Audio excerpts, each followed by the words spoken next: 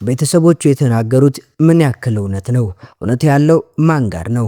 ሰላም ጤና ይስጥልን ውድ የቻናላችን ቤተሰቦች፣ ሁላችንም በሳቁ በጨዋታውና በደግነቱ የምናውቀው ተወዳጁ አርቲስት ነጻነት ወርቅነህ ካረፈ ጥቂት ቀናቶች ቢቆጠሩም ነገር ግን ከሳቁ በስተጀርባ ያለው እውነት ዛሬም በእርቅ ሚዲያ ላይ ቤተሰቦቹ አማካኝነት ሲጋለጥ መላው የኢትዮጵያ ሕዝብ ደንግጧል።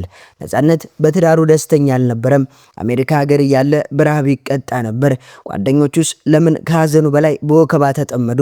ዛሬ እህቱም የሚወርቅነህና ወንድሞቹ ያወጡት ቃል በቃል የቀረበ አስደንጋጭ መረጃም ይዘንላችሁ መጥተናል።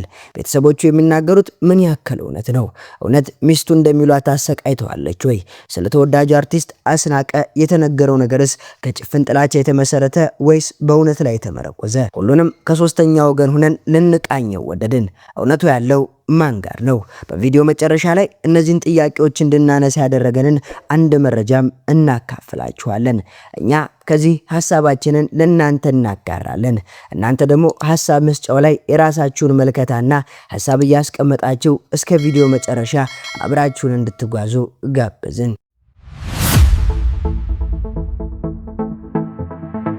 አይ ነበረ መጥቶ ቴኬር የሚያደርገኝ ሰው አጣው። እንዴት ሊሆን ይችላል ያልኩት፣ በቃ እንደዛ ነው የነበረው አለኝ። ከሷ ጋር ነበር ያውቃሉ። እያንዳንዱ ነገር ነፂ በህይወቱ ደስተኛ እንዳልነበረ ሁሉ ነገር በቃ ያም ተስፋ መቁረጡ ብዙ ነገሮችም የነበሩት እዛ ጋር ባለ ህይወት እንደነበረ ያውቃሉ ነበር። እኔ ተከራክረናል፣ በብዙ ተከራክረናል። እዛ ቤት ውስጥ ምን ያህል ግፍ እየተሰራ ነበር ማለት ነው።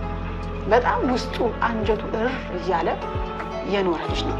በጣም በህይወቱ ሲጸጸት የነበረው ተስፋ የቆረጠበት ነገር እኔ እዛ ለቅሶ ላይ እኔ እንደውም ባለፈው ብያለሁ፣ ትንሽ ለቅሶ ፈልጉልንና ይርማችንን እንኳን እናውጣ ብያለሁ። መጀመሪያ የምንመለከተው የእህቱ የሚወርቅነህን ምስክርነት ነው። ነጻነት ወደ አሜሪካ ሄደው ለሕክምና ቢሆንም እዛ የገጠመው ግን ሌላ ሲሆን ነበር። እህቱ ስትናገር እንዲህ ብላለች። አሜሪካ ሀገር ሚስቱ አትረዳውም ነበር። የራሷንና የልጆቿን ምግብ ሰርታ ነጻነትን ግን ራስ ሰርተህ ተመገብ ትለው ነበር ስትል በምሬት ትናገራለች። የታመመው ወንድሟን እንዲህ አይነት ግፍ ሲፈጸምበት እንደነበርና ወደ ኢትዮጵያ ሲመለስ ጠቁሮና ከስቶ እንደነበረም ገልጻለች። ወንድሙ ወንደሰንም ይህንን ያረጋግጣል። አሜሪካ ሆስፒታል እያለ አንድም ሰው አጠገቡ አልነበረም ይላል። ባለቤቱ ለሕክምናው ፈቃደኛ ስላልነበረች ነጻነት ሳይታከም ተመልሷል። እንዲያውም እዚህ ኢትዮጵያ እያለ ከእናቷ ጋር ተከራይቶ በሚኖርበት ቤት ውስጥ ቡትቶንና መጽሐፍን ይዘህ መሄድ ትችላለህ ብላ እንደዛተችበትም ተገልጿል። ሌላው ትልቁ ነጥብ የገንዘብ ጉዳይ ነው። ነጻነት ለቤተሰቡ ብሎ ገንዘብ እንደሌለው ተደርጎ ይወራ ነበር። ነገር ግን እህቱ እንደተናገረችው ነጻነት መኪና የለውም የተባለው ለጎፈንድሚ እንዲመቻች ተብሎ የተቀነባበረ ወሬ እንጂ ነጻነት ከተገዛ 8 ወር የሞላው መኪና ነበረው። በየወሩ የምትልክልኝ $2000 አይበቃኝም የምትለው ባለቤቱ ነጻነት ህንድ ሀገር ለሕክምና ባለበት ሰዓት ደውላ የምትጠይቀው ስለ ጤንነቱ ሳይሆን ስለ ቤት ግዢ እንደነበረም ተነግሯል። ስለ ጓደኞቹስ ቤተሰቡ ምን ይላል? በተለይ አርቲስት አስናቀ ላይ የቤተሰቦቹ ቅሬታ ከባድ ነው።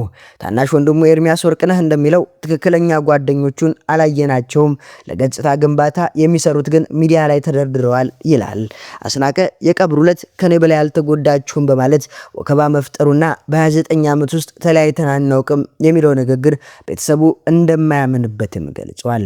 እውነተኛ ወዳጅ ማለት ለጓደኞቹ መስዋዕት የሚሆን እንጂ ሀዘኑ የኔ ይበልጣል የሚል አይደለም። ነጻነት በዙሪያው ብዙ ሰዎች አሉ፣ ሰው ግን የለኝ የሚል እንደነበር ወንድሙ በቁጭት ተናግሯል።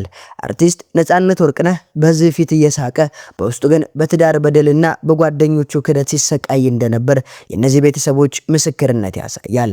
አሁን ቤተሰቡ በነጻነት ስም ምንም አይነት ብር እንዳይሰበሰብም አግደዋል። የታዋቂው አርቲስት እውነተኛ ህይወት በቤተሰቦቹ አንደበት ይህንን ይመስል ነበር። ወደ መነሻ ጥያቄያችን ስንመጣ እነሱ የተናገሩት ምን ያክል እውነት ነው? አንድ ሚስት የልጆቹ አባት ባለቤቷ ታሞ በዚህ ልክ ግፍ ትሰራለች ወይ? የመጀመሪያው ጥያቄ ነው። ምናልባት በነጻነትና በባለቤቱ መካከል ያለው ግጭት እንደ ማንኛውም ባለትዳር ጊዜያዊ ግጭት ሊሆን አይችልም ወይ? ስለ ባለቤቱ የተነገሩ መረጃዎችስ ግነት የለባቸውም ወይ? እነዚህ መጠየቅ ያለባቸው ጥያቄዎች ናቸው። እዚህ ላይ አንድ ሌላ ሐሳብ እናንሳ። እዚህ ጋር ሚዲያ ላይ ይፋ የወጡ መረጃዎች በልጆቹ ስነልቦና ላይ ምን ያክል ተጽዕኖ ሊኖራቸው እንደሚችል እንደማይችል መታሰብ አለበት።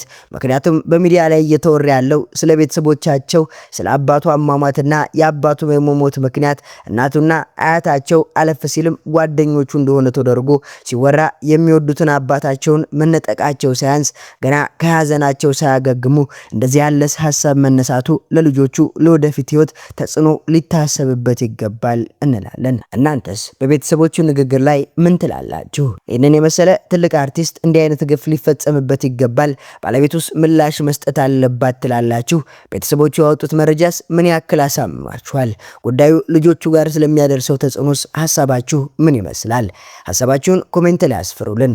ቪዲዮን ላይክ በማድረግ ለሌሎች እንዲደርስ አድርጉ። ለቻናላችን አዲስ ከሆናችሁ ሰብስክራይብ ማድረጋችሁን አትርሱ። ስለ ነጻነት ትንሽ እንበልና የዛሬን ቪዲዮ እዚህ ላይ እንጨርስ። አርቲስት ነጻነት ወርቅነህ በኢትዮጵያ የኪነ ጥበብ ዘርፍ በተለይም በኮሜዲ ትወናና በቴሌቪዥን አቀራረብ ዘርፍ እጅግ ተወዳጅና ተጽዕኖ ፈጣሪ ከሆኑ ባለሙያዎች አንዱ ነበር።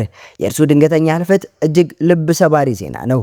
እዚህ አዲስ አበባ ፒያሳ አካባቢ 1975 ዓ.ም ተወልዶ ያደገው ነጻነት ገና የሁለተኛ ደረጃ ተማሪ ያለ የህይወት ጥሪውን ለይቶ በማወቅ ለሚወደው ቲያትርና ጥበብ ራሱን የሰጠና በዚህም ለከፍተኛ ደረጃ የደረሰ አርቲስት ነበር።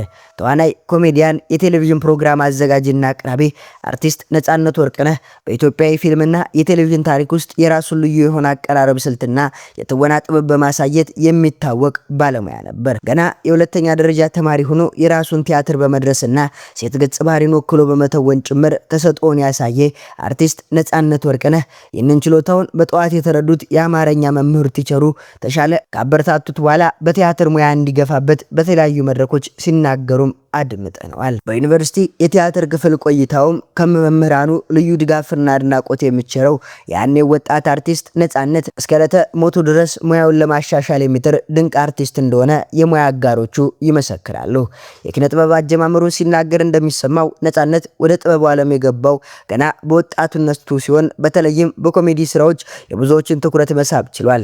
ከሰራቸው ስራዎች መካከል ፍሬሽማን፣ ያንቺው ሌባ፣ ኤፍቢአይ፣ ባለቀለም ህልሞች ይጠቀሳሉ። ነጻነት በተለይ የቴሌቪዥን ኢንዱስትሪውን ከተቀላቀለ በኋላ ስራዎቹ በኢቢኤስ ቴሌቪዥን ላይ የቤተሰብ ጨዋታ የተሰኘውን እጅግ ተወዳጅ ፕሮግራም ከባልደረቦቹ ጋር በመሆን ሲያዘጋጅና ሲያቀርብ ቆይቷል። ይህ የቤተሰብ ጨዋታ ፕሮግራም በተለይ ከፍተኛ የህዝብ ተቀባይነት ያስገኘለት ሲሆን ከህፃን እስከ አዋቂ የፕሮግራም አድናቂ ብቻ ሳይሆን በግንባርና በየቤቱ ተሳታፊ የሆነበት ነበር። ነጻነት በጥያቄና መልሶቹ አጋጣሚ ድንገት የሚፈጥራቸው ቀልዶች በእጅጉ ሳቅን የሚያጭሩ ናቸው። ይህም ፕሮግራሙ በኢትዮጵያውያን ዘንድ ከፍተኛ ተቀባይነት እንዲኖረው የእርሱ ጨዋነት የተሞላበት አቀራረብና ቀልድ ትልቅ ድርሻ ነበረው። ሌላው ቀርቶ በተለየ የንባብ አቀራረብ የሚሰራቸው ማስታወቂያዎች በሌሎች ያልታዩ ልዩ ማስታወቂያዎች ነበሩ። ነጻነት በስብና በስራ ባልደረቦቹ ዘንድ ተወዳጅ ሲሆን በትህትናው ለስራ ባለው ትጋትና ሁልጊዜም ሰውን ለማስደሰት ባለው ዝግጁነት የሚወደድ እንደሆነ መላው የኢቢኤስ የስራ ባልደረቦች ይመሰክሩለታል። ውድ የቻናላችን ቤተሰቦች በዛሬ ቪዲዮአችንን እዚህ ላይ አበቃን። ስለ ነጻነት ወርቅነህ የተነሱ ሐሳቦችን ጠቅለል አድርገን ወደ እናንተ ለማቅረብ ሞክረናል። ለቻናላችን አዲስ ከሆናችሁ ቻናሉን ሰብስክራይብ፣ ቪዲዮን ላይክ ማድረግ እንዳይረሳ። በሌላ ቪዲዮ እስከምንገኝ ቸር ቆዩልን።